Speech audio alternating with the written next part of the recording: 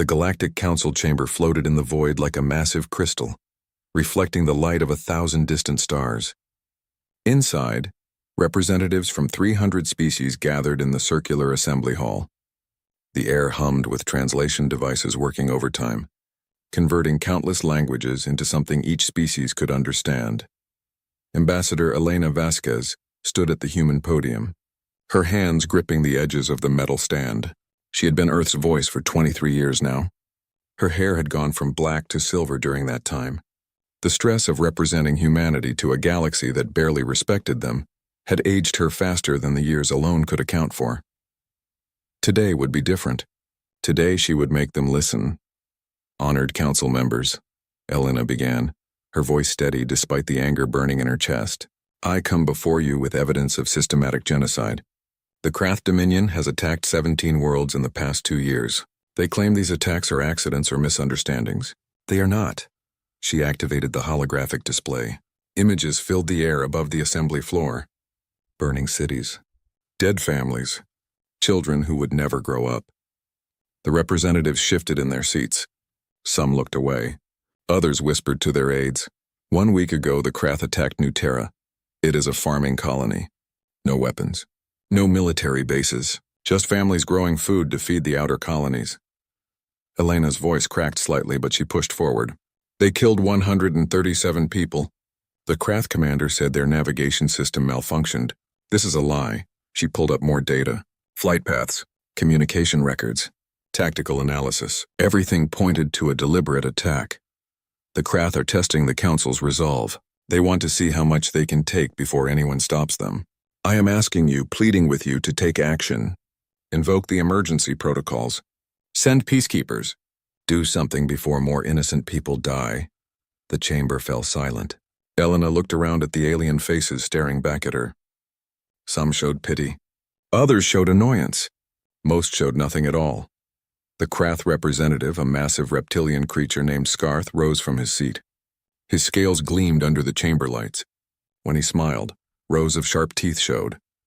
The human ambassador grows emotional, Scarth said, his voice deep and rumbling. Understandable for such a young species. But emotions cloud judgment. Our investigation clearly shows a system malfunction. We have paid reparations to the families. The matter is closed. Reparations? Elena's voice rose. You paid money and think that makes it acceptable? Those were people. Living, breathing people with families and dreams, and Ambassador Vasquez, the council chairman, interrupted. He was a tall, thin being from the Lumini species, all grace and cold logic. Please control yourself. Emotional outbursts are not productive. Elena took a deep breath. She had played this game for 2 decades. She knew the rules. Stay calm, present facts. Be diplomatic. But the facts did not matter anymore. The council had already decided. Then let me present this calmly, Elena said, forcing her voice to remain level. The Krath Dominion is expanding through force. They are violating council law. If you do not act, they will continue. And when they come for your worlds, when your people are the ones dying, who will speak for you? The chairman nodded slowly. Your concern is noted. We will now vote on whether to investigate further or to accept the Krath explanation and compensation. Elena watched as the votes came in. The display showed the results in real time. She was not surprised as the numbers climbed higher on the side of accepting the Krath version of events. The Krath had allies. They had made deals and promises. They had political power that humanity lacked. The final vote was not even close. 247 to accept, 53 to investigate. Humanity's voice meant nothing here. Elena stood in silence for a moment. She thought about all the warnings she had given over the years. All the times she had stood at this podium and told them that humanity was not weak, that they were choosing to follow the rules, that they were holding back their true capabilities because they wanted peace. No one had believed her. They saw humans as clever with machines and good at negotiating trade deals. But militarily, physically, the galaxy saw them as soft, as weak, as a species that talked big but could not back it up. Very well, Elena said quietly. The council has spoken. I want every member here to remember this moment. Remember that humanity came to you with open hands. We followed your rules. We asked for your help. We warned you what we were capable of if pushed too far. She looked directly at Scarth. The Krath representative met her gaze with amusement in his eyes. "You have made your choice," Elena continued. "Now you will see what humans are like when we stop asking for permission." She closed her datapad and walked out of the chamber. The representatives behind her burst into conversation. Some laughed at the dramatic exit. Others discussed whether humanity would actually do anything. Most simply moved on to the next agenda item. Elena did not care. She had done her job. She had tried every diplomatic option. She had given them every chance to do the right thing. Now it was time for someone else to do their job. She walked through the curved corridors of the council station until she reached the human embassy section. Her aide, a young man named David Chen, waited for her outside her office. "It did not go well," he said. "It was not a question." "No," Elena replied. "Initiate Protocol Omega. Recall all ambassadors. Contact Earth Defense Command. Tell General Chen the restrictions are lifted." David's face went pale. "Are you certain?" "Once we start this, I am certain," Elena said firmly. "Get it done." David nodded and hurried away. Elena entered her office and sat at her desk. She pulled up a communication terminal and entered a code she had hoped never to use.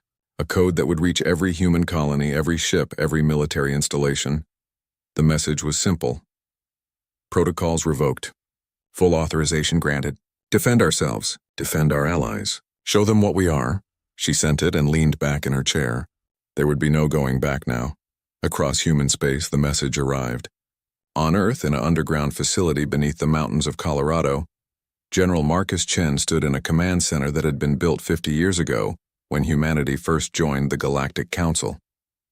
The walls were covered with displays showing ship positions, resource stockpiles, and tactical data. Chen was 63 years old. He had fought in the last war before Earth unified. He remembered what humans were capable of when they stopped holding back. He had hoped he would never have to see it again. His communication officer called out, "General, we have a priority Omega message from Ambassador Vasquez." Chen closed his eyes for a moment. Then he opened them and nodded. "Display it." The message appeared on the main screen. Chen read it twice. Then he turned to his staff. "Open the sealed orders. Contact all fleet commanders. Activate the reserve ships. It is time." Around the room, officers moved quickly. They had trained for this scenario for decades. They had hoped it would never come. But they were ready. Deep in the oceans of Earth, massive submarine carriers received the signal. Their hulls opened and warships began to rise, ships that were supposed to not exist according to Council regulations. On the moon, hidden inside fake mining facilities, more ships powered up. Dreadnoughts 3 times the size of anything humanity had officially registered with the Council. On Mars, on the asteroid bases, on colonies throughout human space, the same scene played out. Weapons that were supposedly banned were loaded. Soldiers who were officially just colonists put on armor and picked up rifles. Pilots climbed into strike craft that could fly circles around anything the Council had ever seen. In orbit around Earth, a communication station broadcast a final message to the Galactic Council. It was simple and direct, "You were warned." The Krath Dominion received word of unusual human activity within hours.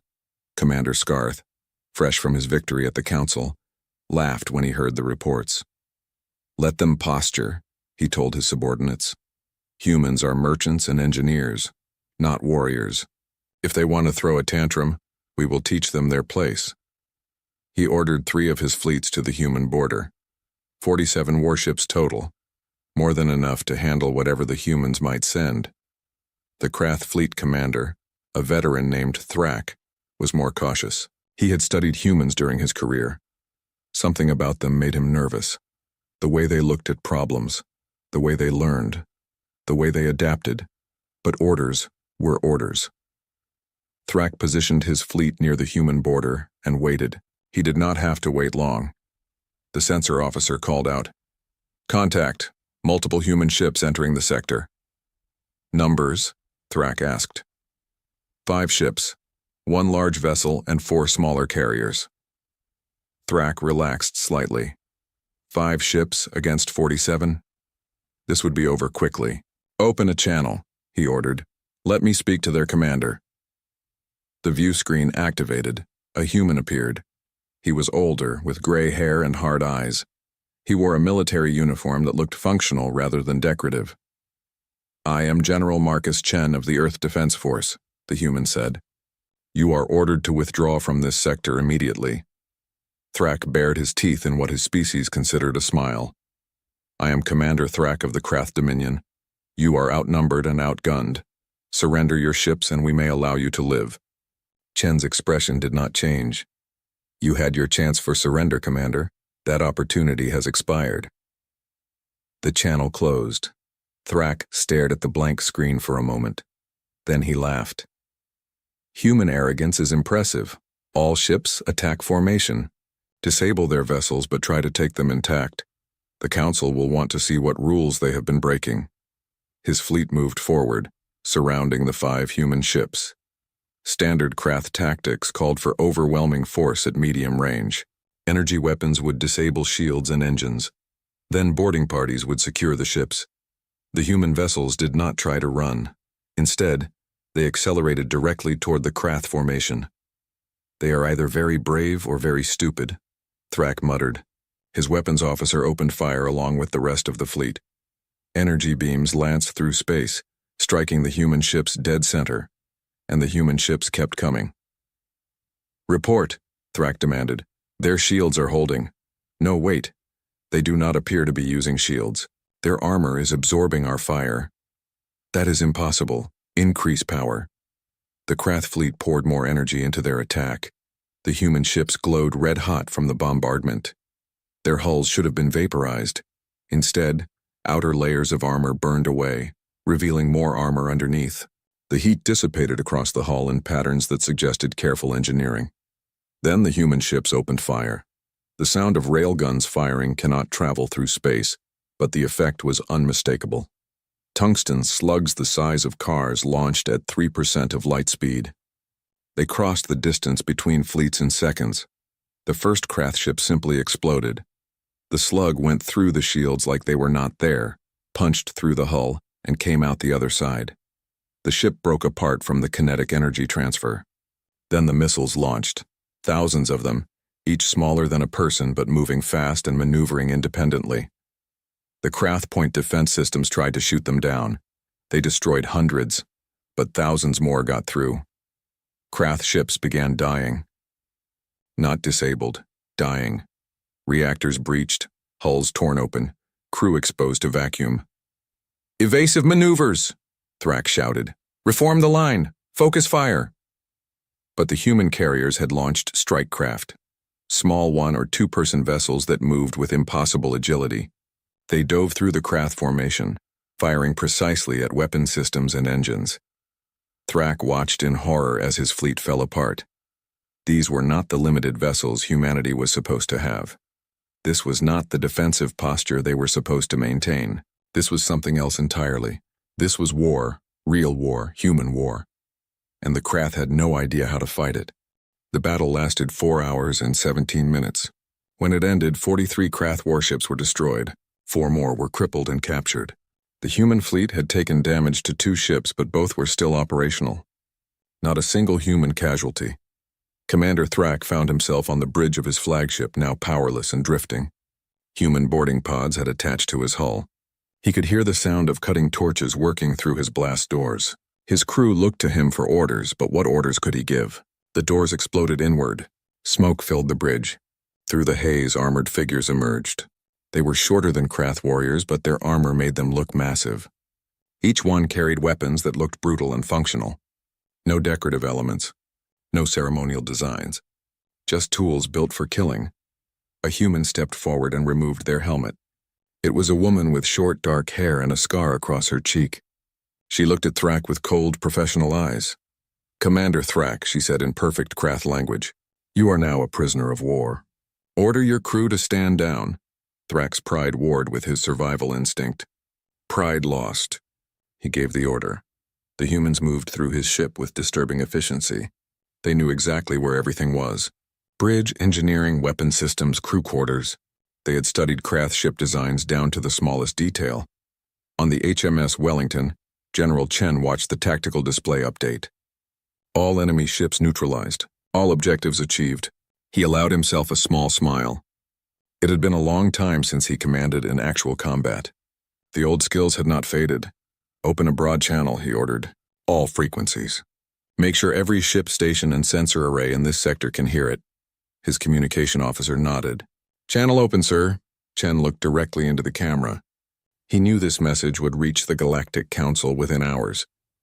He wanted them to hear it clearly. This is General Marcus Chen of the Earth Defense Force. Today the Krath Dominion attacked our vessels and were defeated. This was not a war. This was a border skirmish.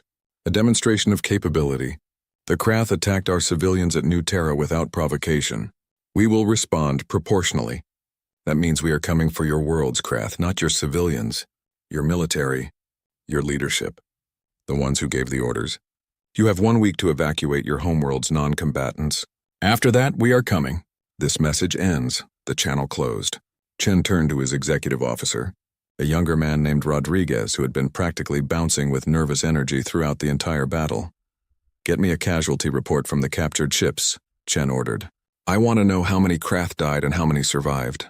And treat the prisoners according to the Geneva Conventions. They are soldiers who followed orders, not war criminals. Sir, the Krath do not have anything like the Geneva Conventions, Rodriguez pointed out. We do, Chen replied. That matters. Across the galaxy, the battle data reached the Galactic Council station within 6 hours. The initial reports were dismissed as impossible. Energy signatures that large could not come from human ships. Kinetic weapons moving at those speeds should not be possible for a species of humanity's supposed development level. Then the visual recordings arrived. Council intelligence analysts watched the battle footage in stunned silence. They ran it through verification protocols. They checked for tampering or simulation artifacts. The data was real. Chairman Kelrus of the Lumini watched the footage in his private office. He replayed the moment when the first Krath ship exploded over and over. The tungsten slug had been visible for just a fraction of a second before impact. The Krath shields had done nothing. He pulled up humanity's registered military assets. 300 defensive corvettes, 20 patrol cruisers, no dreadnoughts, no carriers, no weapons above Class 4 energy output. He compared that to what the footage showed. Ships 3 times the size of what was registered. Weapons that made Class 4 look like children's toys. Tactics that suggested centuries of military doctrine refined through actual warfare. Ambassador Vasquez had been telling the truth. Humanity had been holding back. Significantly, Kelleras made a decision. He contacted the Valorian Empire, the Council's military arm. If humanity was going to become a threat, they needed to be contained quickly before they could deploy more of these hidden assets. The Valorian Emperor Thalcaris received the message in his throne room. He was old for his species, over 400 years. He had commanded fleets in the last 3 major galactic wars. He understood military matters better than most. He watched the battle footage with growing concern. Not fear. Valorians did not fear, but concern. Analysis, he ordered his military advisor, Admiral Kael'thas. Kael'thas was younger, barely 200 years old, but brilliant in tactical matters. He studied the footage carefully before responding. The humans fight unlike any species I have studied, Kael'thas said slowly. They close to ranges we would consider suicidal. Their armor philosophy is reactive and layered rather than shield-based. Their weapons are kinetic rather than energy-based. And their tactics... Go on, Thalcaris prompted. They fight as if they have done this before, many times, against many different opponents. They anticipated every Krath maneuver. They exploited every weakness in Krath doctrine. This was not lucky. This was practiced. Can we defeat them? The Emperor asked bluntly. Kael'thas hesitated. Unknown, my Emperor. We would need more data, but I would advise caution. A species does not develop these capabilities overnight. They have been preparing for war for a long time. The question is how long, and what else have they hidden? On Earth, the news of the battle spread quickly. Reactions were mixed. In some cities, crowds gathered to celebrate. Humanity had finally shown the galaxy what they were capable of. They had defended themselves. They had won. In other cities, protests erupted. Peace activists argued that humanity had abandoned the moral high ground, that they had become the very thing they claimed to oppose, that violence, even in self-defense, was not the answer. General Chen appeared on global broadcast to address the concerns. He stood in his uniform, medals from Earth's last major war displayed on his chest. Behind him was a wall showing the names of everyone killed at New Terra. I understand the concerns about what we have done, Chen began. Many of you are asking if we have become monsters, if we have abandoned our principles. I want to address that directly. He gestured to the names behind him. These people did not choose to be part of a conflict. They were farmers, teachers, children. They were killed because someone decided their lives did not matter. We asked the Galactic Council for justice. We were denied, so we took action. Some say violence is never the answer, Chen continued. I wish that were true. I have spent my entire life studying violence. I have seen what it does to people, to societies, to civilizations. I do not glorify it. I do not enjoy it. But I also will not stand by while innocent people die and their killers face no consequences. He paused, letting his words sink in. We are not attacking civilian targets. We are not committing genocide. We are holding accountable those who make the decisions to harm others. That is not the same as what the Krath did to New Terra. Never forget that distinction. The broadcast ended. Public opinion remained divided, but the military mobilization continued regardless. On Mars, in a facility built into the side of Olympus Mons, scientists worked frantically to prepare more ships for deployment. The production lines had been quiet for decades, building civilian vessels and maintaining the secret military stockpile. Now they roared back to life. Dr. Sarah Kim, the head of the weapons development program, oversaw the activation of systems that had only existed in simulation. The railgun platforms were functioning perfectly. The missile swarms were outperforming projections. The strike craft were everything she had hoped they would be. But she felt sick watching the casualty reports from the battle. She had designed some of those weapons. Her equations had calculated the optimal impact angles for maximum damage. Her simulations had predicted how Krath armor would fail under kinetic stress. She had built tools for killing, and now people were dying because of her work. Her assistant, a young engineer named Marcus, noticed her expression. Dr. Kim, are you all right? Sarah shook her head. I created weapons of war, Marcus. I thought it was theoretical. Something we would never use, but we are using them. People are dying. Marcus considered his words carefully. My grandfather was at New Terra. He was one of the ones who did not make it. Would you prefer we had nothing to defend ourselves with? Sarah did not have an answer for that. In the Krath capital city of Krathnos, Emperor Vakresh received the news of the fleet's destruction with cold fury. He was enormous even by Krath standards, nearly 3 meters tall with scales that had darkened to almost black with age. Impossible, he hissed. Humans are weak. They are merchants and engineers, not warriors. His military advisor, General Scar, was one of the few survivors of the battle. He had been on one of the captured ships and was released with Chen's message. He looked different now. The arrogance was gone, replaced by something that looked almost like fear. They are warriors, my emperor, Scar said quietly. Perhaps the most dangerous warriors in the galaxy. We attacked them as if they were prey. We were wrong. Coward, Vakresh roared. You lost one battle and now you cringe before them? I lost 43 ships in 4 hours, Scar corrected. Against 5 of theirs. They knew our tactics better than we did. They exploited every weakness. And they did it casually, my emperor, as if it were routine. Then we will send more ships, Vakresh decided. We will crush them with numbers. Scar looked at his emperor with something close to pity. They gave us a week to evacuate Krathnos. They are coming for us, not to invade, to punish. I believe them. Let them come, Vakresh said. Our orbital defenses have never been breached. 300 defense platforms, 15 battle stations, 400 ships. They would need 10 times the force they have to threaten us. My emperor, Scar said carefully. What if they have 10 times the force? What if everything we have seen is just the beginning? Vakresh did not answer, but somewhere in his ancient mind doubt began to grow. On the council station, Ambassador Vasquez prepared to leave. She had submitted her formal resignation from the council. Humanity would no longer participate in an organization that protected war criminals. Before she left, she gave one final press conference. Reporters from 300 species crowded into the briefing room. They shouted questions. They demanded answers. They wanted to know if humanity was declaring war on the entire galaxy. Elena raised her hand and silence fell. She still had that presence even now. Humanity is not at war with the galaxy, she said clearly. We are at war with those who harm innocents and face no consequences. The Krath attacked our civilians. The Council did nothing. So we acted. That is not aggression. That is justice. What about the Valorian Empire? A reporter called out. They are mobilizing against you. Then they will learn the same lesson the Krath learned, Elena replied. We do not want to fight them. We would prefer peace.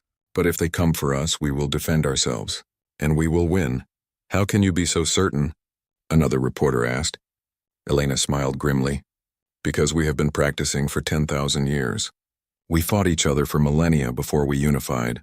We know every dirty trick, every tactical doctrine, every strategic principle. We stopped fighting because we chose to, not because we forgot how. The galaxy is about to learn that difference.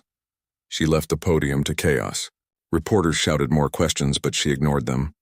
Her work here was done. Admiral Keltus watched the press conference from his flagship. He was assembling a fleet to confront humanity. 200 ships, the largest force the Valorian Empire had deployed in a century. He should have felt confident. The Valorians were warriors. They had honor and discipline. They had fought and won countless battles.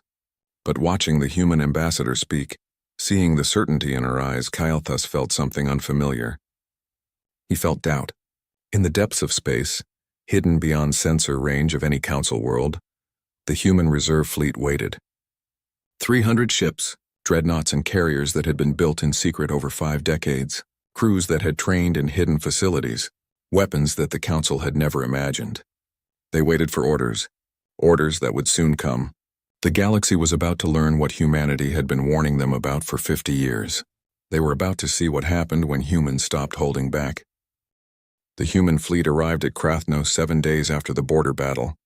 General Chen had given them a week to evacuate civilians. Many Krath had fled. Many more had stayed, either from pride or disbelief that humans would actually attack their homeworld. Emperor Vakresh stood in his command center, deep beneath the planetary surface. Around him, displays showed the orbital defense network, 300 automated platforms, each capable of destroying a ship with a single salvo, 15 massive battle stations, each larger than most species' capital ships, and 400 warships, the remaining pride of the Krath fleet. How many human ships? Vakresh demanded. 73, his sensor officer reported. Mix of dreadnoughts, carriers, and support vessels. Vakresh laughed. It was not a happy sound. 73 against over 700 defensive assets? They are insane. General Scar, standing nearby, was not so confident. He had seen what just 5 human ships could do. 73 was a massive escalation, and if humanity had revealed 5 ships a week ago, how many more did they have? The human fleet stopped at maximum weapons range. They did not advance. They did not attack. They simply broadcast a message. General Chen appeared on every screen in Krath space. Military channels, civilian broadcasts, emergency networks. Everyone saw his face. People of Krathnos, Chen began. Your emperor ordered an attack on our civilian colony. He killed innocents without cause. We asked for justice. We were denied. So we have come to deliver it ourselves. We do not wish to harm civilians. We have given you time to evacuate. Those who remain by choice are responsible for their own safety. But know this, we are not here to invade. We are not here to conquer. We are here to hold accountable those who ordered the death of our people. Your orbital defenses will fall, your military will be broken, and your leaders will face justice. The message ended. For a moment, silence filled the Krath command center. Then Vakresh roared. All stations open fire. Destroy them! The orbital defense network activated. Energy weapons that could vaporize asteroids focused on the human fleet. The battle stations added their firepower. Enough destructive power to glass a continent. The human ships did not move. They did not dodge. They simply endured. Their armor glowed white-hot. Outer layers burned away. But underneath, more armor waited. Reactive plates absorbed energy. Ablative layers dissipated heat. The humans had designed their ships to survive exactly this kind of bombardment. And while the Krath weapons fired, the humans launched their counterattack. Thousands of drones deployed from the carriers. Each was small, barely larger than a person. Each carried a fusion warhead on a one-way trip. They were not smart weapons by human standards. They did not need to be. There were simply too many of them. The Krath point defense systems tried to shoot them down. They succeeded, destroying hundreds, but thousands more got through. The drones did not target the stations directly. They targeted shield generators, power relays, sensor arrays, all the critical infrastructure that made the defense network function. Explosions blossomed across the orbital defenses, small ones at first, then larger as power systems overloaded and reactors went critical. The human dreadnoughts opened fire. Railguns sent tungsten slugs downrange at impossible speeds. Each slug hit with the force of a small nuclear weapon. Defense platforms simply ceased to exist when the slugs connected. The battle stations were tougher. Their shields held against the initial barrage. But the humans had learned from the border battle. They did not waste ammunition on shields. Instead, they targeted specific points. Weak points in the shield geometry. Places where overlapping fields created gaps. It was surgical, precise, brutal. General Scar watched the tactical display with growing horror. The defense network was falling apart. Not slowly. Not in a drawn-out battle, rapidly, systematically. The humans knew exactly what to target and exactly how to destroy it. How? Scar whispered. How do they know our system so well? The answer came from his intelligence officer. General, we are detecting massive cyber warfare attacks. The humans are inside our networks. They have been for... The officer's face went pale. For years, sir. They have maps of every system, every defensive position, every weak point. Scar felt his blood run cold. The humans had not just been building weapons in secret. They had been studying every potential enemy, learning their weaknesses, preparing for the day when diplomacy failed. 6 hours after the battle began, the orbital defense network was shattered. Broken platforms drifted in decaying orbits. Battle stations burned, their crews evacuating in escape pods that the humans allowed to flee unmolested. The warships fared no better. Those that engaged were destroyed. Those that retreated were allowed to leave. The humans were making a statement. Fight and die. Run and live. Simple choices. But the real message was in what happened next. Human dropships descended through the atmosphere. They did not land randomly. They landed on military command centers, weapons factories, government bunkers. Every location that mattered to the Krath military and political leadership, the ships deployed Marines. Not thousands, just hundreds, but each Marine was worth dozens of regular soldiers. Their armor enhanced their strength and speed. Their weapons were designed for close combat. Their training was measured in decades of simulated warfare. They moved through Krath defenses like a knife through paper. In the Imperial Palace, Emperor Vakresh finally understood the situation. The humans were not invading. They were hunting. Specifically hunting him and his government.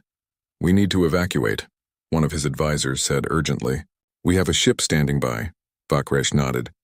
Pride meant nothing if he was dead. He and his inner circle rushed to the landing pad where an Imperial shuttle waited. The shuttle launched, accelerating hard toward orbit. For a moment it seemed they would escape. Then a human strike craft appeared from nowhere. A single missile fired, not at the shuttle's reactor or crew compartment, at the engines. The explosion crippled the shuttle but left the hull intact. It drifted, powerless, unable to flee or fight. A tractor beam locked on, pulling it toward a human ship. Inside the shuttle, Vakresh realized with cold certainty that he had made a terrible mistake. The humans had never intended to let him escape. They had simply wanted to take him alive. On the surface, the human Marines reached their objectives with minimal resistance. Most Krath soldiers surrendered when they realized they were fighting an enemy that knew their positions better than they did. The humans had hacked every camera, every sensor, every communication channel. There was no hiding, no ambushing, no surprising them. The captured Krath leadership was brought together in the ruins of the Imperial Palace. Emperor Vakresh, his generals, his advisors, everyone who had been involved in the decision to attack New Terra. General Chen arrived personally. He looked at the assembled Krath with no hatred in his eyes, just cold determination. You ordered an attack on civilians, Chen said simply. You killed innocents. You claimed it was an accident. It was not. You did it to test our resolve, to see if you could take what you wanted without consequence. You are savages, Vakresh spat. Barbarians who gave you every chance to face justice peacefully, Chen interrupted. Who warned you?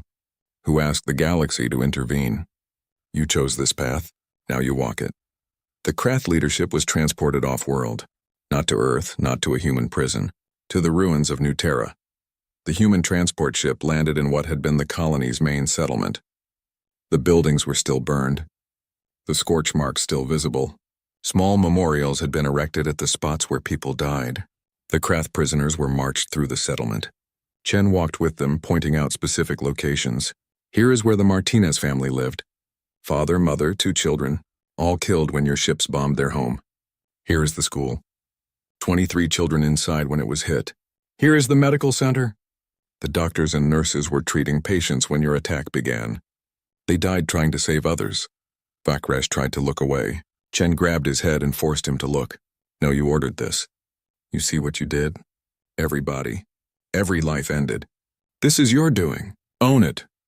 By the time the walk ended, several of the Krath officials were openly weeping. Vakresh was not. But something in his eyes had changed. He had seen war from a command center. He had never seen its results up close. The prisoners were then transported to the Galactic Criminal Court, a neutral institution that had been established centuries ago, but rarely used.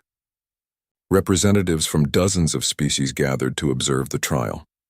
Not council species, the oppressed ones, the minor civilizations that had suffered under Krath aggression. The evidence was overwhelming. Battle recordings, communication intercepts, testimony from Krath officers. The trial lasted 3 weeks. The verdict was never in doubt. Emperor Vakresh and his inner circle were found guilty of war crimes. The sentence was life imprisonment on a neutral facility, to be carried out by international peacekeepers from non-council species. It was not vengeance. It was justice, and the galaxy watched every moment. But while the trial proceeded, the Galactic Council faced a different crisis. The Valorian Empire had deployed its fleet, 200 ships under Admiral Kael'thas. They were ordered to intercept human forces and contain the threat. Kael'thas did not want this fight. He had studied the battle data from Krathnos. The humans had taken on 700 defensive assets and won in 6 hours, with minimal casualties. What could 200 ships accomplish? But orders were orders. The Valorian Empire had never backed down from a fight. Their honor demanded they engage. The 2 fleets met in a region called the Crimson Nebula. It was a cloud of ionized gas left over from an ancient supernova. Sensors did not work well there. Communications were difficult. It was the kind of place where ambushes and surprises could happen. Kael'thas deployed his fleet carefully. Standard Valorian formation, ships in mutually supporting positions, overlapping fields of fire, by-the-book tactics refined over thousands of years of warfare. The human fleet was smaller, just 50 ships. Kael'thas had numerical superiority. He should have felt confident. He did not. The battle began with the Valorians advancing. They expected the humans to retreat or attempt to maneuver for advantage. Instead, the human ships dispersed into the nebula and vanished from sensors. Report, Kael'thas demanded. Unable to track, Admiral. The nebula is interfering with our systems. Kael'thas frowned. The interference was worse than his intelligence had suggested, almost as if something was amplifying it. Then the attacks began. Not from a single direction. From everywhere. Human strike craft appeared out of the nebula, fired and vanished back into the gas. Missiles came from unexpected angles. Railgun slugs materialized from the clouds with no warning. The Valorians tried to respond, but their sensors could not lock on to targets. They fired blindly into the nebula, hitting nothing. And all the while, human cyber warfare teams were inside Valorian networks, broadcasting false orders, creating phantom sensor contacts, turning the Valorians' own systems against them. Kael'thas realized with growing dread that the humans had chosen this battlefield deliberately. They knew how to fight in the nebula. They had practiced here or in similar environments. Meanwhile, the Valorians were blind and confused. It was not a battle. It was a massacre. After 4 hours, Kael'thas gave the order to retreat. He had lost 27 ships. Another 15 were crippled. The human fleet had suffered damage to 3 vessels. None destroyed. As his remaining ships fled, Kael'thas received a communication. General Chen's face appeared on his screen. Admiral Kael'thas, Chen said. You are a good commander. Your tactics were sound. You did everything right by Valorian doctrine. That is why you lost. Kael'thas said nothing, waiting. Your people fight with honor, Chen continued. A mind fight to win. Honor gets you killed. Adaptation keeps you alive. I'm offering you a choice. Return to your empire and report what happened here. Tell them the truth. Humanity does not want war with Valoria. But if you keep coming, we will keep winning. How many of your people will die before your leaders accept that? You mock our honor, Kael'thas said quietly. No, Chen replied. I respect it. But respect does not mean I will let it kill my people. Go home, Admiral. There is no shame in surviving to fight another day, especially when that fight does not need to happen. The communication ended. Kael'thas looked at his tactical display. His fleet was broken. His pride was wounded, but his mind was clear. The humans were right. This war did not need to happen, and if it continued, Valoria would lose. Admiral Kael'thas returned to the Valorian homeworld of Valkar, with what remained of his fleet. He expected to be punished for the defeat. Instead, he was summoned to the Imperial Palace to give his report directly to Emperor Thalkaris. The throne room was ancient, its walls carved from a single piece of crystal that had taken 1,000 years to shape. Emperor Thalkaris sat on a throne that had held 400 generations of rulers. His advisors and generals stood in attendance. Kael'thas knelt and presented his report. He did not hide the truth. He described the battle in detail.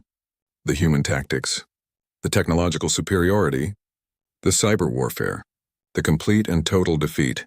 When he finished, silence filled the hall. You recommend we seek peace, the Emperor said. It was not a question. I recommend we acknowledge reality, my Emperor, Kael'thas replied. The humans are not the species we believed them to be. They have been preparing for war for decades, perhaps centuries. They have studied us. They know our tactics better than we know theirs, and they have shown remarkable restraint. They could have destroyed my entire fleet. They did not. They let us retreat. That tells me they do not want this war. Or it tells me they are weak, one of the generals said. They lack the will to finish what they start. Kael'thas turned to face the general. With respect, that is the thinking that got 27 ships and 4,000 Valorians killed. The humans are not weak. They are disciplined. They fight with purpose. Every shot has a reason. Every tactic has a goal. They destroyed what they needed to destroy and let the rest survive. That is not weakness. That is control. The Emperor considered this. What do you propose? Send an envoy. Not to surrender. Not to beg. But to talk. To find out what the humans actually want. I do not believe they want to conquer us. If they did, they would not have let me live to tell you about it. The debate continued for hours. Some counseled war. Others counseled caution. In the end, Thalkaris made his decision. We will send an envoy, but we will also prepare our defenses. If the humans prove treacherous, we will be ready. On Earth, the aftermath of the battles was being felt in different ways. The military was celebrating. They had proven their capabilities. They had defended humanity's interests and won decisively, but the celebrations were muted. The cost was becoming clear. Sergeant Sarah Kim walked through the medical center at the military base where she was stationed. She had fought in the Battle of Crimson Nebula as a Marine on one of the boarding teams. Her unit had captured a Valorian ship after close combat with its crew. She had killed 7 Valorian soldiers. She remembered each one. Their faces. The way they fell. The sounds they made. She could not sleep anymore. Every time she closed her eyes, she was back on that ship. The narrow corridors. The emergency lighting. The smell of burned electronics and blood. A psychologist assigned to her unit tried to help. You were doing your duty. You were defending yourself and your comrades. I know that, Sarah replied. But knowing it does not make it easier. Those soldiers had families. They had lives. And I ended them. They would have killed you if they could have, I know that too. Sarah looked at her hands. They were steady now. During the fight, they had been steady then too. That was what scared her most. How easy it had been to kill. My grandmother was in the last Earth War. Before unification, she told me once that the worst part was not the killing. It was how good you got at it. How natural it became. The psychologist did not have a good answer for that. Across the base in the command center, General Chen reviewed casualty reports. The Battle of Crimson Nebula had not been as clean as the earlier fights. 7 human ships had been destroyed. 3,214 personnel killed. Another 800 wounded. Every name on the list was someone's child, someone's parent, someone's friend. Chen had ordered them into battle. He had known some would not come back. That knowledge sat heavy on his shoulders. His aide, Rodriguez, entered with more reports. "Sir, we are receiving communications from multiple species. Some are requesting protection. Others are threatening retaliation if we continue our operations." "What about the Valorians?" Chen asked. "They are requesting a diplomatic meeting. Formal envoy to discuss terms of peace." Chen leaned back in his chair. "Peace, that is what we wanted from the start. Set up the meeting. But make sure our defenses remain at full readiness. I trust the Valorians to be honorable, but I am not naive." The meeting was arranged on a neutral station in unclaimed space. The Valorian envoy was Admiral Kael'thas himself, a sign of respect and seriousness. Warriors respected warriors. General Chen met him in a conference room that overlooked the stars. No weapons, no guards. Just two military officers who had tried to kill each other and now had to find another way forward. They sat across from each other. For a long moment, neither spoke. "You let me retreat," Kael'thas finally said. "Why?" "Because killing you would not have achieved my objective," Chen replied. "My objective was to make the Valorian Empire reconsider its actions. A dead admiral becomes a martyr. A living admiral can report the truth. The truth being that you can defeat us." "The truth being that we do not want to fight you," Chen corrected. "Yes, we can defeat you. We have proven that. But what would we gain? More dead on both sides? More families mourning? More hatred and anger? We did not start this war. We wanted the Galactic Council to handle the Krath situation. They refused, we acted. That does not mean we want to fight everyone." Kael'thas studied Chen's face. "You are sincere."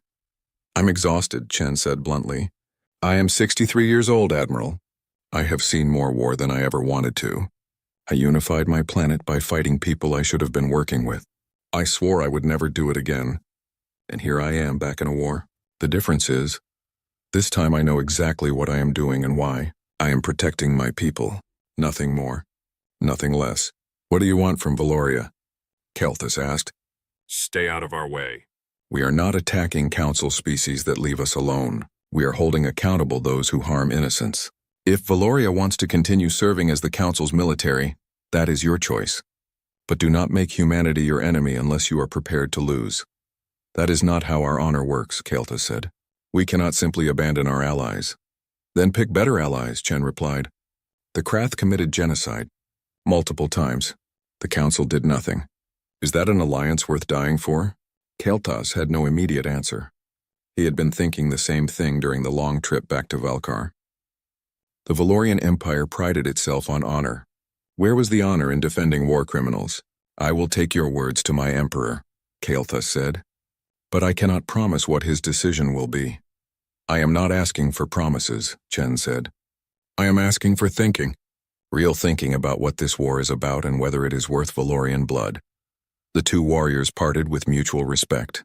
Neither knew if they would fight each other again. Both hoped they would not have to. Back on Earth, the political situation was evolving. The Commonwealth of Free Worlds was officially formed. It started with humanity and 3 minor species that had been oppressed by council members. Within weeks, 10 more species joined. Then 20. Then 50. Each new member brought the same story. Years of being ignored. Decades of exploitation. Centuries of being told they were too small, too weak, too unimportant to matter. Humanity offered them something different. Not protection in exchange for loyalty. Partnership in exchange for mutual defense. A voice in decisions. Actual representation. Former Ambassador Elena Vasquez became the Commonwealth's first chancellor. She stood before the inaugural assembly and laid out the principles that would guide them. "We are united by choice, not conquest.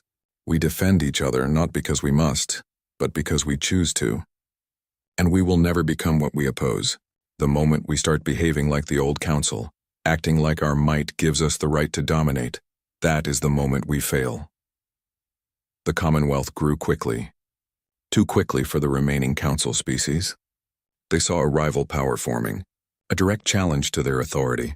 A faction within the council began planning something drastic, not a military response, something worse. In a secret facility buried deep beneath the council's oldest world, ancient technology was activated.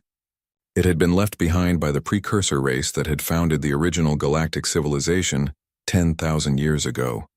a weapon so terrible that its very existence had been classified above every other secret. The Genesis Protocol. It was capable of destabilizing a star, of causing it to go supernova decades or centuries ahead of schedule. It had been built as a last resort against an existential threat. Some council members now believed humanity was exactly that threat. The weapon platform that housed the Genesis Protocol was hidden in a dead system, far from any inhabited worlds. It had been dormant for millennia. Now it was being brought online. The activation codes were split between 5 council members. Each had to input their code for the system to function.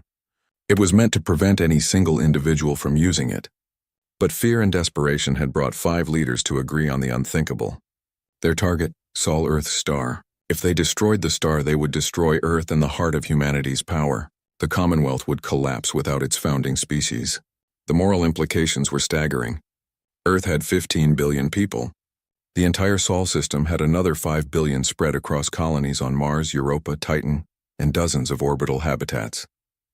20 billion people condemned to die. The 5 council members told themselves it was necessary, that humanity was too dangerous to be allowed to continue, that the deaths of 20 billion was acceptable if it saved trillions. They input their codes. The weapon platform began its activation sequence. It would take 72 hours to fully charge and execute the star destabilization protocol. Humanity had 3 days to live. The first indication something was wrong came from a human intelligence operative embedded deep within council networks. She had been working undercover for 5 years, posing as a low-level communications technician. Her name was classified. Even General Chen only knew her as Agent 7. Agent 7 noticed unusual data traffic from one of the oldest and most secure council servers. She traced it carefully, following the digital breadcrumbs. What she found made her blood run cold. She sent an emergency transmission.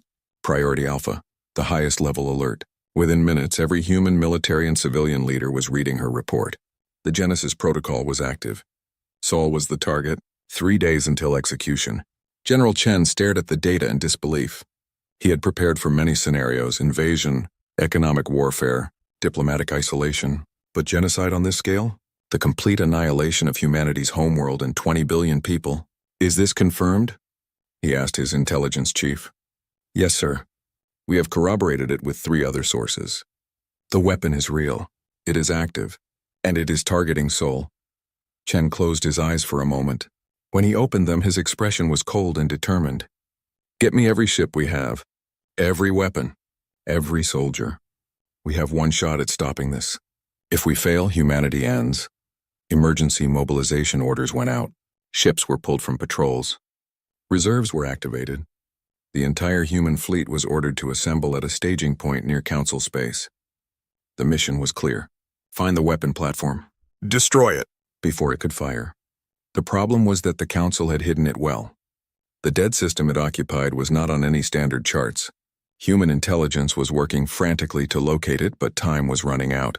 On Earth, the population was informed of the threat. There was no hiding something this big. Panic would have been understandable. Instead, something else happened. People came together. Families hugged each other. Strangers helped strangers. If these were their last days, they would face them together. In cities around the world, impromptu gatherings formed. People sang. They shared stories. They remembered what made life worth living. Not because they had given up hope, but because they refused to let fear be the last thing they felt. General Chen assembled his strike force. 30 ships. It was all he could spare and still defend human space if this was a trap. Each ship was loaded with every weapon humanity possessed, including one final surprise that had never been deployed. Wormhole generators. The technology was experimental, unstable, dangerous. But it would allow the fleet to travel vast distances instantly. To appear anywhere without warning. It was humanity's trump card, kept secret until now. Chen stood on the bridge of the HMS Defiant, a ship built with one specific purpose: destroying heavily defended targets. It carried a weapon that had only been tested in simulation, a gravity lance capable of creating a localized singularity, a miniature black hole that would consume anything in its path. All ships ready, sir? Rodriguez reported. Chen looked at the tactical display. Somewhere out there was a weapon capable of killing his entire species. He had 3 days to find it and stop it. Engage wormhole drive, Chen ordered. All ships on my mark. We are going hunting. The wormhole opened like a tear in reality. Space twisted and folded.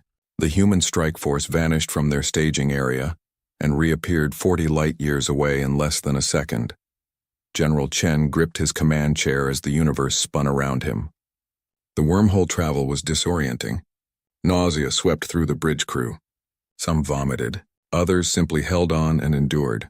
But they had arrived in Council Corps territory, bypassing dozens of defensive perimeters. The element of surprise was complete. Status report, Chen ordered, fighting his own stomach. All ships accounted for, Rodriguez reported. Wormhole generators are offline. They need 12 hours to recharge before we can jump again. 12 hours. Chen added that to the calculation. They had 70 hours left before the Genesis protocol executed. Find the weapon platform. Fight through whatever defenses it had. Destroy it, all before time ran out. Begin scanning for the target, Chen ordered. Look for high-energy signatures, unusual stellar readings, anything that does not belong in a dead system. The fleet spread out, sensors working at maximum range. They were searching a volume of space that contained thousands of potential hiding spots, dead systems, asteroid fields, nebulae. The weapon platform could be anywhere. On Earth, Elena Vasquez addressed the Commonwealth Assembly. The member species knew about the threat. Many were terrified, not just for humanity but for themselves. If the Council would commit genocide against humanity, what would stop them from doing it to any other species that challenged their authority? We face an existential threat, Elena said calmly, but we face it together. Every species in this chamber has been threatened, oppressed, or ignored by the old Council. They believe that might makes right. That fear is how you control people. We will show them they are wrong. She pulled up a tactical display. Our intelligence networks have been analyzing the Genesis protocol activation. We believe we have narrowed down the weapon's location to 3 potential systems. General Chen's strike force is searching them now. But if they fail, we need to be ready. Ready for what? A representative from one of the smaller species asked. If Earth is destroyed, the Commonwealth collapses. No, Elena said firmly. That is what they want us to believe. That we are nothing without humanity. But this organization was built on a principle, not a species. We defend each other. We stand together. If Earth falls, the Commonwealth continues. Each of you must prepare for that possibility. The assembly fell silent. The weight of her words settled over them. But I do not believe Earth will fall, Elena continued. I believe in General Chen and every human serving in that fleet. They have never failed to protect us before. They will not fail now. In space, the search continued. The first dead system was empty. No weapon platform, no energy signatures, just cold rocks and radiation. The second system showed promise. Unusual readings near a collapsed star.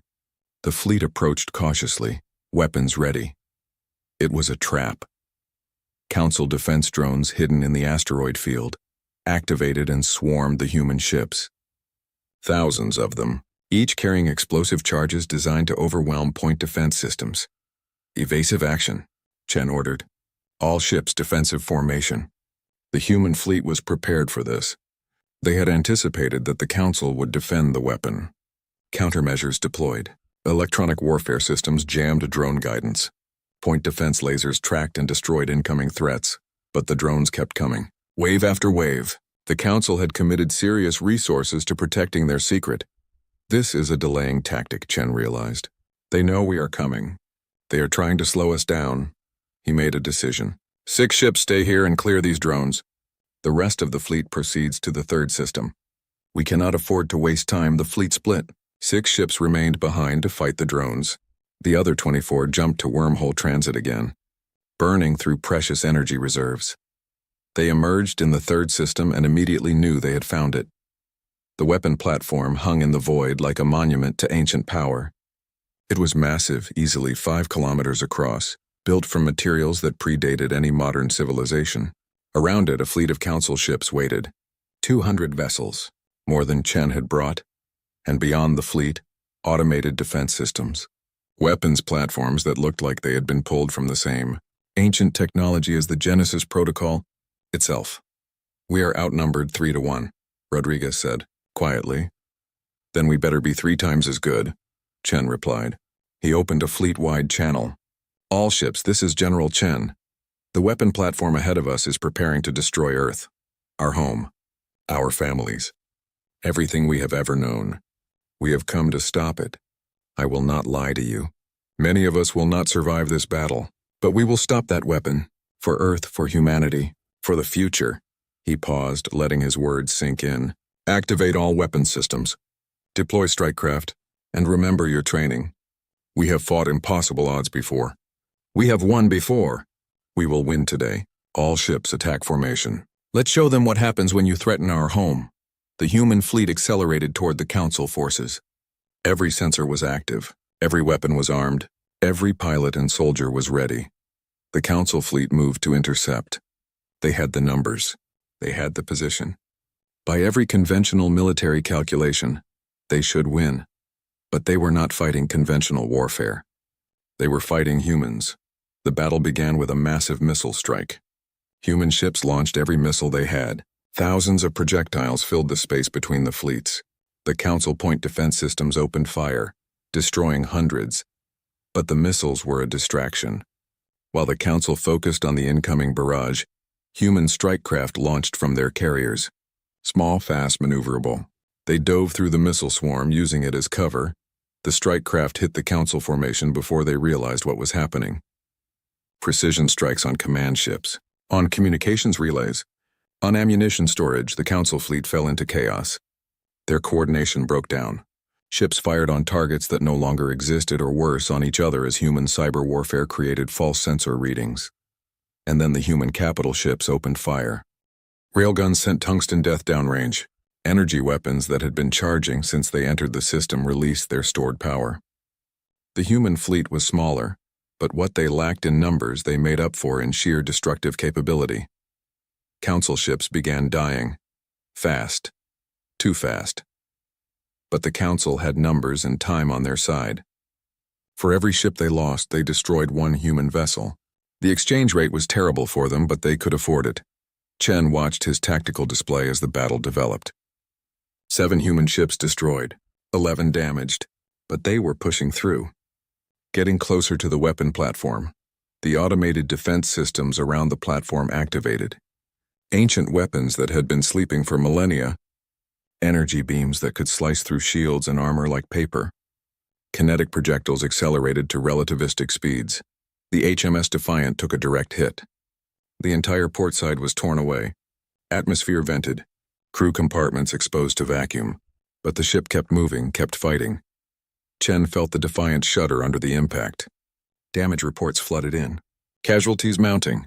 But they were close now. So close. Get me a firing solution on that platform, Chen ordered. Prepare the gravity lance. Sir, the weapon is not fully tested. The weapons officer protested. It might not work. Or worse, it might create a permanent singularity that... I know the risks, Chen interrupted.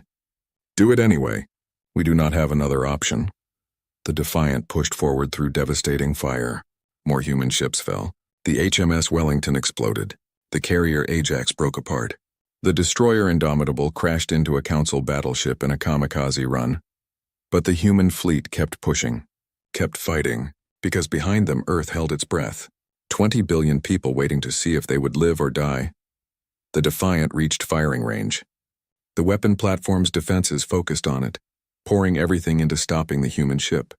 The Defiant's armor glowed white-hot. Interior bulkheads failed.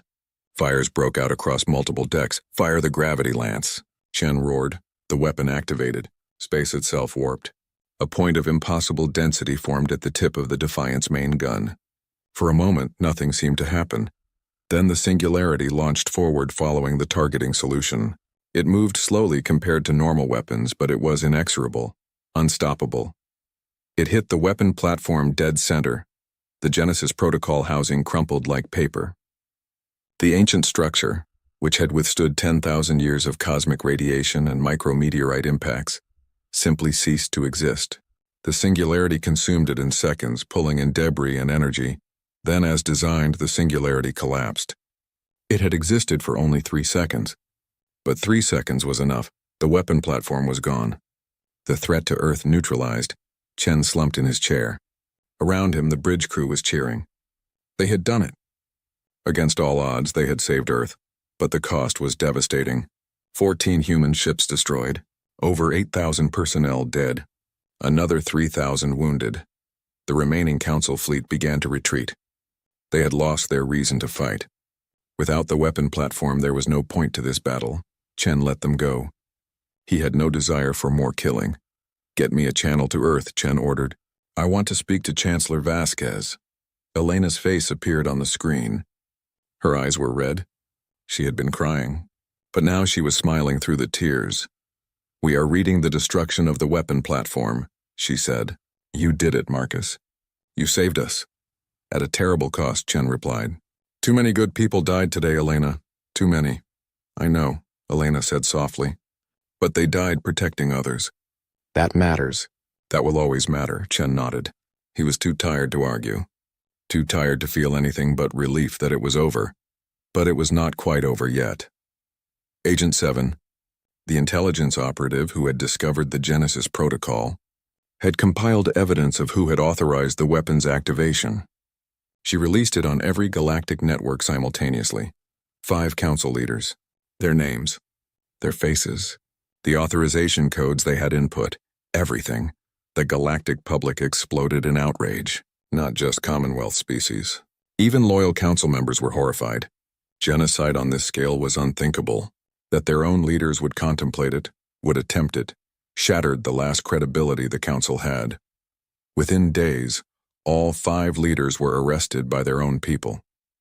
The species they represented demanded accountability, demanded justice. The Galactic Council dissolved, not from external pressure, from internal collapse. The organization simply fell apart as member species walked away in disgust. The Valorian Empire was one of the first to leave.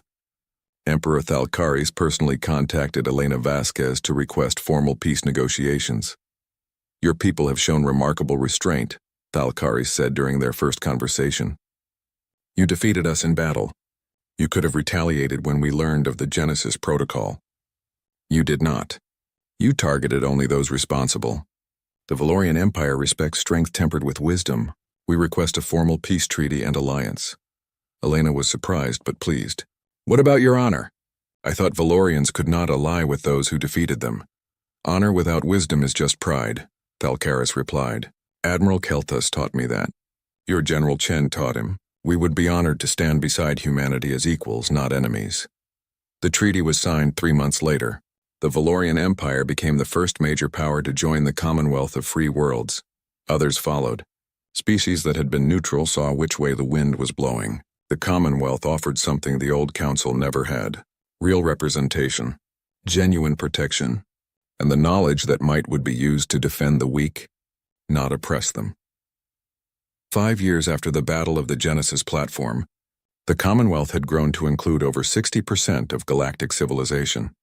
A new galactic council formed, this time with humanity as a founding member, with the Valorian Empire providing military expertise, with dozens of formerly oppressed species finally having a voice. The new council's first act was to ban weapons of mass destruction. The second was to establish an independent war crimes tribunal. The third was to create a joint peacekeeping force drawn from multiple species.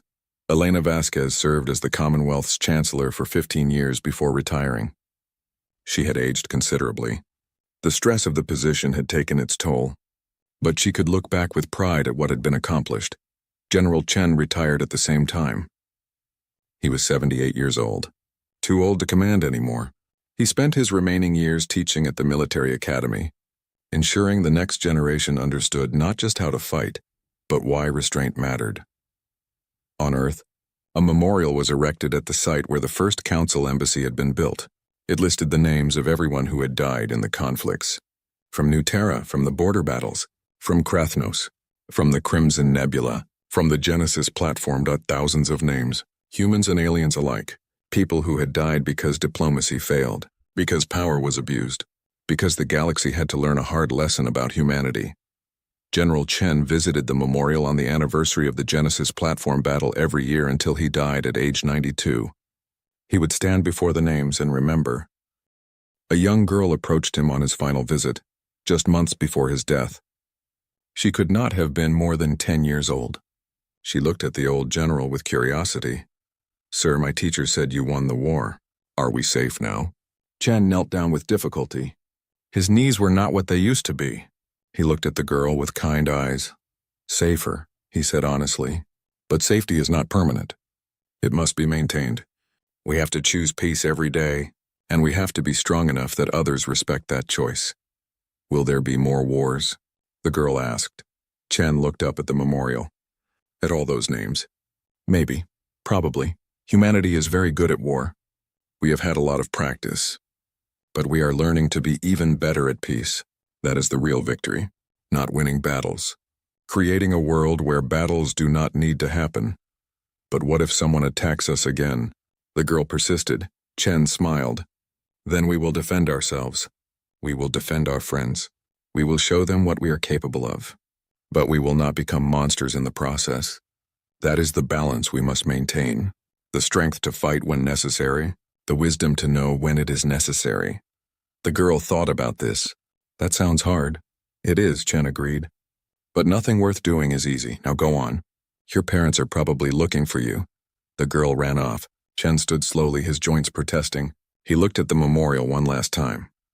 We did what you asked, he said quietly to the names. We protected them. We kept Earth safe. We built something better. I hope that was enough. He turned and walked away. An old soldier leaving the battlefield one final time. 50 years after the dissolution of the old Galactic Council, the Commonwealth thrived. The galaxy had learned the lessons humanity taught. That strength without responsibility was tyranny. That peace required both the will to cooperate and the ability to defend. Human military doctrine had revolutionized how wars were fought. But more importantly, human diplomatic principles had revolutionized how wars were prevented. The story of Earth's warning became required study for every species that joined the Commonwealth. A cautionary tale about what happens when power is abused, when the weak are ignored, when diplomacy fails. But it was also a story of hope. That a species capable of terrible violence could choose restraint. That warriors could be peacemakers. That the strong could protect the weak without dominating them. In universities across 1,000 worlds, students studied the human approach to conflict. Not just the tactics and weapons, but the philosophy behind them. The idea that military force was a tool, not a solution. That winning a battle meant nothing if you lost the peace that followed. The human saying became famous throughout the galaxy. Walk softly and carry a big stick. It captured everything about humanity's approach. The preference for peace. The willingness to talk. But the unmistakable capability to fight if necessary. Admiral Kael'thas, now ancient by Valorian standards, wrote a book about his experiences fighting humanity. It became the most widely read military text in galactic history. The final chapter was titled The Lesson. I fought humans twice, he wrote. I lost twice. But I learned that defeat can teach more than victory. The humans showed me that honor without adaptation is suicide, that tradition without evolution is stagnation. They respected our courage while destroying our fleets. They offered peace while demonstrating their strength. This is the balance that all warrior species must learn. To be strong enough that war is unnecessary. To be wise enough to know when it becomes necessary. And to be disciplined enough to stop when the objective is achieved. The galaxy feared humanity when we learned what they were capable of. We should have. But fear alone is not respect. Humanity earned respect by showing that their power had purpose. They fought to defend, not to conquer. They punished the guilty, not the innocent. They built alliances based on choice, not coercion. This is why the Commonwealth succeeded where the old council failed. Humans warned us they were holding back. We did not listen. We paid the price for that arrogance. But humanity also showed us mercy when they could have shown us annihilation. They gave us the chance to learn, to change, to join them in building something better. That is the true measure of a civilization. Not how well they can destroy, but what they choose to build instead. The book's final words were simple. Thank you, humanity, for the lesson. We are better for having learned it. On Earth, in the year 2137, 100 years after the Genesis platform battle, a ceremony was held. Representatives from every Commonwealth species gathered at the memorial. It had been expanded over the decades. New names added. New stories told. A statue had been erected. It showed a human soldier and a Valorian warrior standing side by side, weapons lowered looking toward the stars. The inscription read, From enemies to allies, from war to peace, from fear to hope. The current Commonwealth Chancellor, a human woman named Dr. Lisa Martinez, gave the centennial address. She was the granddaughter of one of the families killed at New Terra. Her presence was symbolic. 100 years ago, my family died in an attack that should never have happened, she began. The pain of that loss has never fully faded. But from that tragedy came something unexpected. Not just justice for those who were killed, but a transformation of how our galaxy approaches conflict. The old council operated on fear and political maneuvering. The Commonwealth operates on mutual respect and shared values. The old council protected the powerful. The Commonwealth protects everyone. That difference matters. Humanity did not want war. We tried every diplomatic option. We warned repeatedly what would happen if we were forced to defend ourselves. When our warnings were ignored, we acted. Decisively, overwhelmingly. Some called us monsters. Others called us saviors. We were neither. We were simply people who refused to let injustice go unanswered. But the real story is not about the battles we won. It is about what we did after we won them. We could have conquered. We could have dominated. We could have become the very thing we opposed. We chose not to. That choice defines us more than any military victory ever could. She paused, looking around at the assembled representatives, species that had once been enemies now standing together in peace. My grandfather used to say that the true test of character is not what you do when you are weak. It is what you do when you are strong. When you have the power to take whatever you want, to do whatever you please, to force others to bend to your will. That is when character matters. That is when you show who you really are. Humanity was tested. We had the strength to destroy our enemies. We had the capability to dominate the galaxy. We chose instead to build partnerships, to offer protection without demanding submission, to share our strength rather than hoard it. That is the legacy we celebrate today. Not the battles won or the enemies defeated, but the civilization built from the ashes of war. A civilization based on choice, not conquest. On cooperation, not coercion. On justice, not power. The galaxy learned what humans are capable of when pushed too far. But more importantly, the galaxy learned what humans choose to be when given the chance. We choose peace. We choose partnership. We choose to be better. And we invite everyone, every species, every civilization to join us in that choice. Because that is the real victory. Not defeating our enemies, but turning them into friends.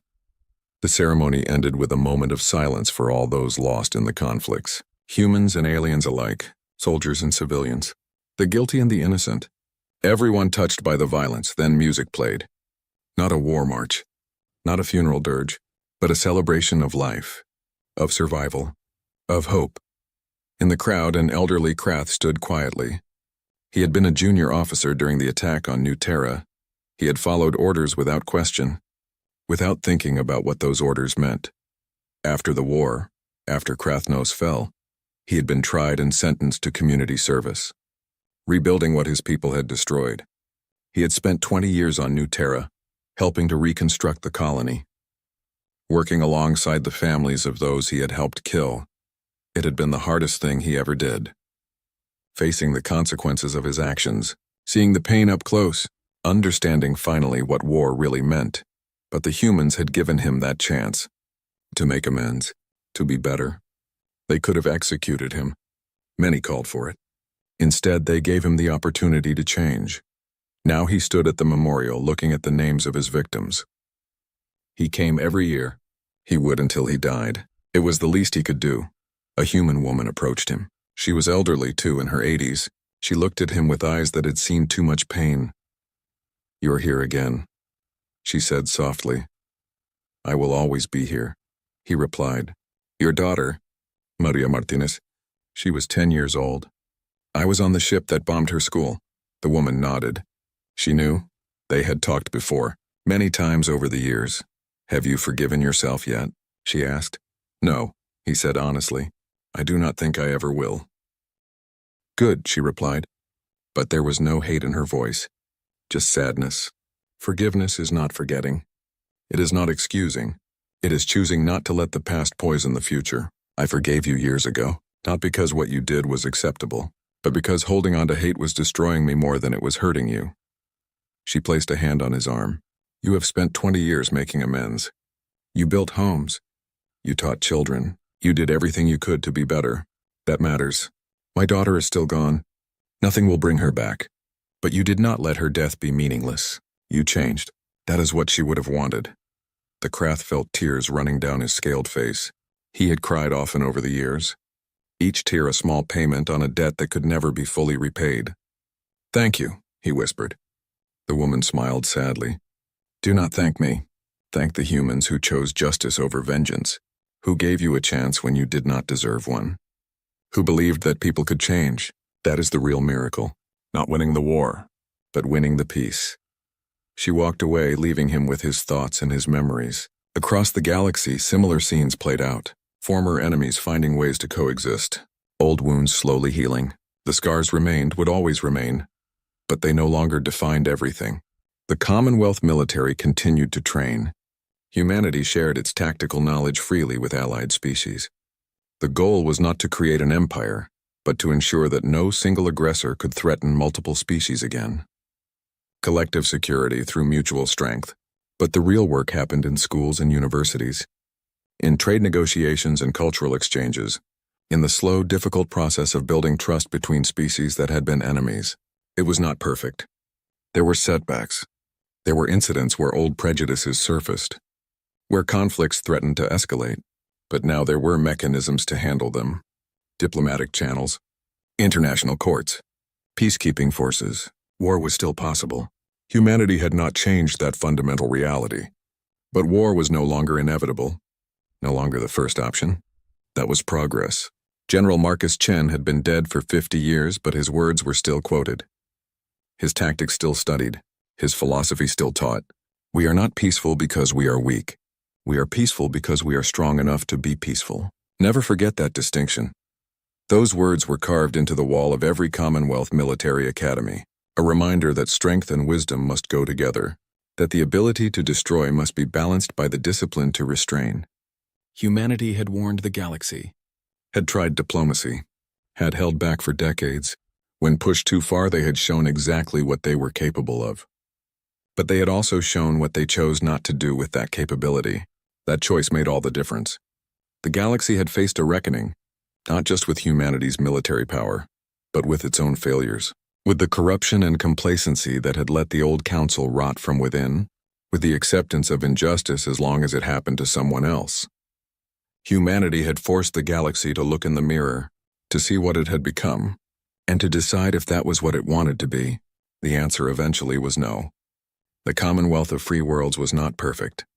It was not a utopia. There were still problems, still conflicts, still injustices that needed addressing, but it was better.